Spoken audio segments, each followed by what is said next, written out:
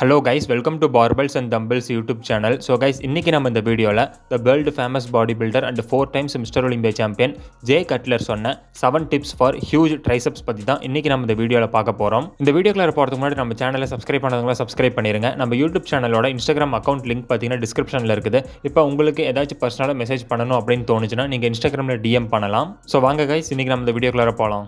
Jay Cutler 4 times Mr. Olympia champion Jay Cutlerோட arms one of the best arms in body building அப்படின்னு கூட நம்ம சொல்லலாம். But அவரோட பாடி பில்டிங் கரியரோட இனிஷியல் டேஸில் ஜே கட்லர் பார்த்தீங்கன்னா அவரோட ட்ரைசெப்ஸ் ஒரு லேகிங் பாடி பார்ட் அப்படின்னு சொல்லியிருக்கிறாரு. மிஸ்டர் ஒலிம்பியா வின் பண்ணுறதுக்கு ஆர்ம்ஸ் அப்படிங்கிறது ரொம்ப ரொம்ப முக்கியம். ஸோ அப்படி லேகிங் பாடி பார்ட்டாக இருந்த அவரோட ட்ரைசெப்ஸை எப்படி க்ரோத் பண்ணார் அப்படிங்கிறதுக்கான 7 டிப்ஸ் தான் சொல்லியிருக்கிறாரு. ஸோ அது என்ன டிப்ஸ் அப்படிங்கிறத பற்றி நம்ம பார்ப்போம். டிப் நம்பர் 1, ட்ரைசெப்ஸுக்கு lying tricep extension, skull crushers மட்டுமே ஒர்க் அவுட் கிடையாது. ட்ரைசெப்ஸுக்கு ஏகப்பட்ட different varieties of workouts இருக்குது. ட்ரைசெப்ஸுக்கு ஜஸ்ட் கேபிள் மூவ்மெண்ட்ஸ் வச்சு மட்டுமே பார்த்தீங்கன்னா நம்மளால சைஸ் அண்ட் ஷேப் டெவலப் பண்ண முடியும்.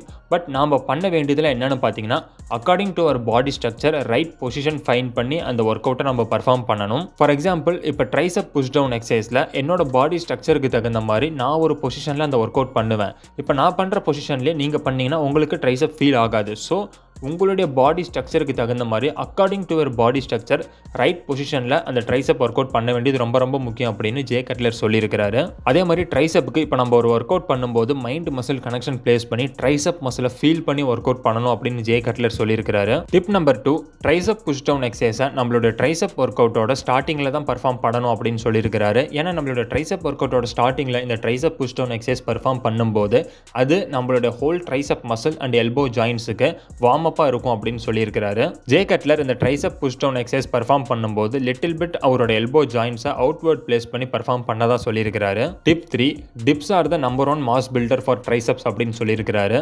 Huge horseshoe shape triceps build பண்ணுறதுக்கு டிப்ஸ் ரொம்ப ரொம்ப முக்கியமான எக்ஸசைஸ் அப்படின்னு சொல்லியிருக்கிறாரு.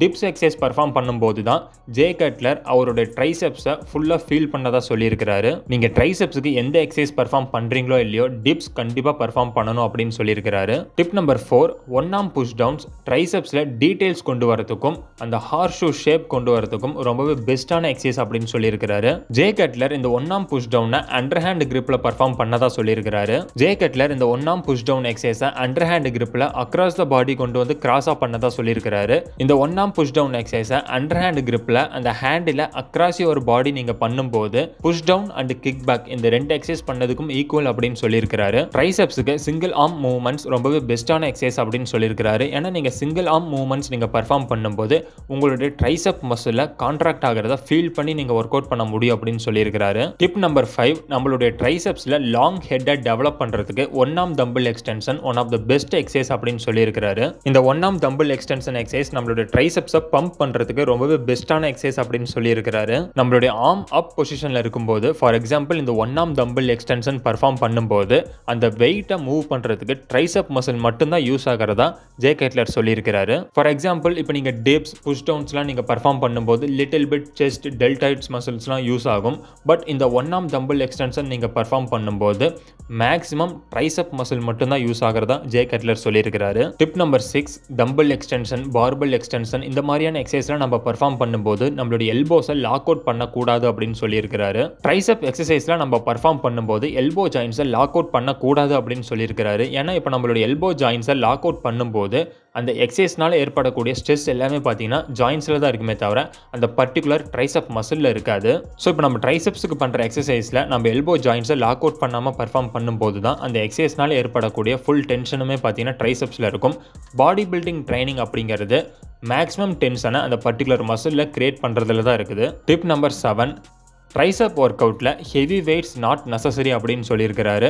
நம்ம ஹெவி வெயிட்ஸ் யூஸ் பண்ணி ட்ரைசெப் ட்ரைனிங் பண்ணணும் அப்படிங்கிற அவசியம் இல்லை அப்படின்னு ஜே கட்லர் சொல்லியிருக்கிறாரு. ட்ரைசெப் ஒர்க் அவுட்டில் நீங்கள் ஈகோ லிஃப்டிங் பண்ணிங்கன்னா டெஃபினட்டாக உங்களுடைய ட்ரைசெப் மசிலை டேர் பண்ணுறதுக்கான சான்சஸ் 100% இருக்கிறத ஜே கட்லர் சொல்லியிருக்கிறாரு. ஏன்னா ட்ரைசெப்ஸ் அப்படிங்கிறது ஒரு small muscle group compared to other muscles. So tricep ட்ரைனிங்கில் நீங்கள் ஹெவி வெயிட் யூஸ் பண்ணணும் அப்படிங்கிற எந்த ஒரு அவசியமே கிடையாது. மாடரேட் வெயிட் யூஸ் பண்ணி ஹை ரெப்பிடேஷன்ஸில் பர்ஃபார்ம் பண்ணணும் அப்படின்னு ஜே கட்லர் சொல்லியிருக்கிறாரு. அதே மாதிரி ட்ரைசெப்ஸ் ட்ரைனிங் பெர்ஃபார்ம் பண்ணும்போது நீங்கள் ஹெவி வெயிட் யூஸ் பண்ணும்போது எல்போ ஜாயின்ஸ்லாம் ப்ராப்ளம் ஆகிறதுக்கான சான்சஸ் வந்து நிறைய இருக்கிறது ஜே கட்லர் சொல்லியிருக்கிறாரு. ஸோ ட்ரைசெப் ட்ரைனிங்கில் மேக்ஸிமம் ஹெவி வெயிட் அவாய்ட் பண்ணுங்க.